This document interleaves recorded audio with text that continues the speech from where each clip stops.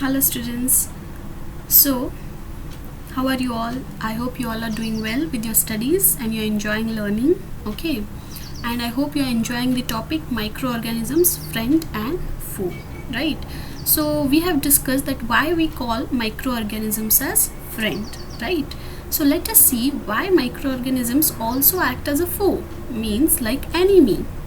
So, we will begin this class by observing the different harmful effects of microorganisms on the human beings. Okay, so let us begin with the class, that is microorganisms, friend and foe. So students, basically the microorganisms acts like a friend as well as a foe. So when any stranger comes your home, how do you feel? Yes, you feel that the stranger may harm you. Maybe he may not harm you, but when you find somebody coming your home who is not known to you, then you are very scared of that person, right? So these microorganisms, they are also like strangers. In fact, the person as a stranger who is coming home is at least visible to us. But these microorganisms, they are not even visible. Yes? So these microorganisms, they are harmful in so many ways. Some of the microorganisms, they causes disease in human beings, plants and animals. So such disease causing microorganisms, they are called as what? Pathogens. So some microorganisms, they spoil food, clothing and leather. Okay, so we will see in detail about how these microorganisms are harmful and how does they affect the human beings, right? Okay, so what are the different diseases that causes because of the pathogens? So these pathogens, they enter our body through three ways, right?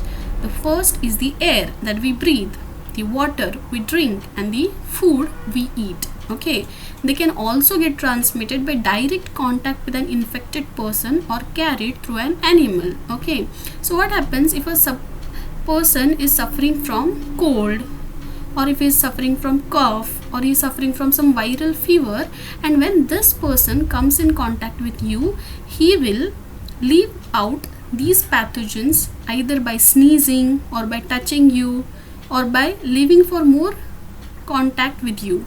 So this will definitely affect the healthy person, because these microorganisms, when a person is sneezing and he is not taking some preventive measures, then definitely these microorganisms or these microbes will enter into the air. Thousands of viruses will enter into the air, and these viruses will enter the human body directly, and it will definitely harm that particular person. Okay, so when these diseases are passed from one infected person to a healthy person through air, water, food or physical contact, they are called as what? Communicable diseases.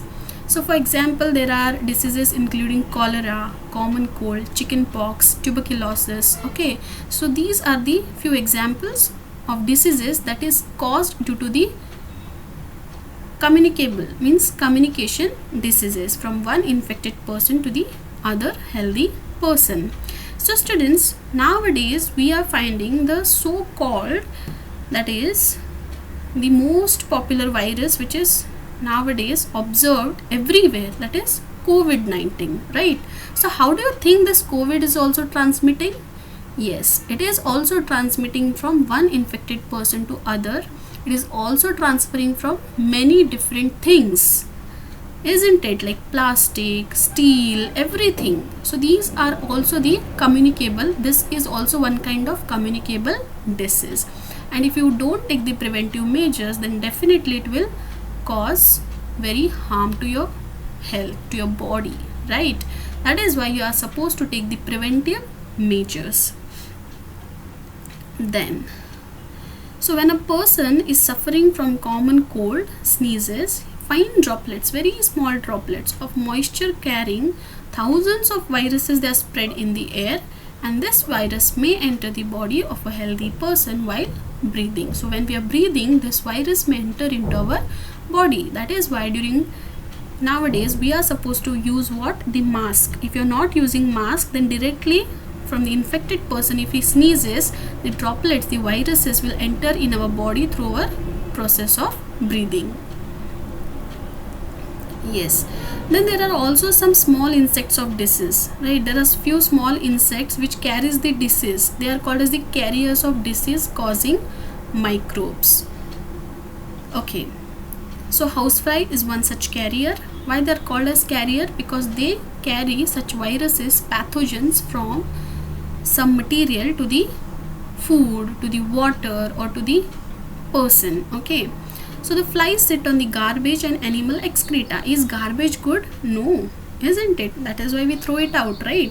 So the flies sit on the garbage and they also sit on the animal excreta. Then what happens? The pathogens which are inside the garbage or animal excreta, they will stick to their bodies. And when these flies sit on uncovered food, yes, I have mentioned here uncovered food means the food which is not covered, they may transfer the pathogens on such kind of uncovered food, and whoever eats the contaminated food, it is like he is likely to get sick. So students, you are always advised to keep food covered, right? So if unknowingly your mother forgets to cover the food at your home, then it is your duty to look after whether the food is covered or not, because just now we have seen that how these pathogens stick to the bodies and how they transfer the microbes from them to the uncovered food, right? And one more example of carrier is what? Female Anopheles mosquito. So these carries the parasites of malaria. Female Aedes mosquito acts as a carrier of dengue virus. Okay. So in the middle, the dengue virus was so popular, right? So these dengue virus is caused because of the female Anopheles mosquito. Yes. So all mosquitoes breed in water. So how do these mosquitoes causes the disease, right? So these mosquitoes mostly they breed in the water, means they multiply in the water and they create the more mosquitoes in the water. That is why one should not let water collect anywhere. So water should not be collected at a single place, okay? And even if it is collected, then it has to be completely covered, and it should be used from time to time, and make sure that you are cleaning the water vessel wherever you are keeping the water, okay? So in coolers, tires, flower pots, etc., the water should not be collected. From time to time this water has to be replaced by the fresh water, okay? So by keeping the surrounding clean and dry, we can prevent mosquitoes from breeding. So during summer seasons we don't get more mosquitoes around our house, but during rainy season if you find, then you find more mosquitoes, right? So that is why you should always try to keep the surrounding clean and dry. Then you have a work here. Try to make a list of measures which help to avoid the spread of malaria. So you have to list down some controllable measures, preventive measures, that how to avoid the spread of malaria, okay? See, here are some common human diseases which are caused by microorganisms: tuberculosis, measles, chickenpox, polio. Okay, so these are causative microorganisms. Like tuberculosis is caused due to the bacteria, and measles, chickenpox, polio, they are caused by the viruses, and mode of transmission is air and air or contact, air or water. Okay, then what are the preventive measures? Then keep the patient in complete isolation. Nowadays, see, even COVID patients are kept in isolation. They are not supposed to roam here and there, right? Quarantine, they have kept quarantine for 14 days, right? Then keep the personal belongings of the patient away from those of the others, and vaccination to be given at suitable age. Then cholera and typhoid, they are also caused due to the bacteria transmitted through water or food or water. And here the preventive measure is what? You have to maintain personal hygiene and good sanitary habits. You should have good habits, okay, not bad habits. That is continuous washing your hands, cleaning yourself clean, and trying to maintain personal hygiene. You should try those things, okay? And consume properly cooked food and boiled drinking water. And one of the preventive measure is also vaccination. Then hepatitis B, it is a virus and it is passed through the water. So during this we have to drink boiled water and vaccination. Okay, and if you see malaria, then it is protozoa, and this is mode of transmission, that is mosquito. And what are the preventive measures? Use mosquito net and repellents, spray insecticides and control breeding of mosquitoes by not allowing water to collect in the surroundings. So these are some of the preventive measures. Mode of transmission, what are the causative microorganisms in the human body. Okay,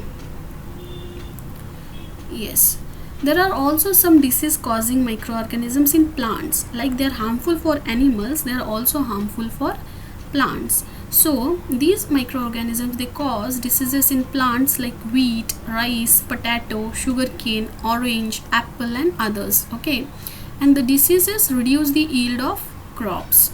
They can be controlled by the use of certain chemicals which kill the microbes. So during harvesting of crops or while growing the crop, there are so many agricultural practices followed which we have already seen, right? So there are some pesticides, insecticides, weedicides which are sprayed on the plants to avoid the disease causing in the plants, like, right? Yes, sorry, yes. So what are some common plant diseases and which are, and those plant diseases which caused by the microorganisms? So citrus and canker. Okay, these are some plant diseases which are caused due to the bacteria, and the mode of transmission is air. See, you might have found your at your home that potatoes changing in greenish color. If those potatoes are very old and not fresh, then they after some few days they turn into greenish color or some blackish color, right? And they are completely spoiled. So these are some common diseases. Then rust of wheat, that is caused by the fungi, and mode of transmission is air and seeds. Okay, then this is one of the yellow vein mosaic of bhindi. Okay, that is called as okra virus. So I will explain this in detail later. And this is the mode of transmission followed by the insects. Okay, thank you students for watching this.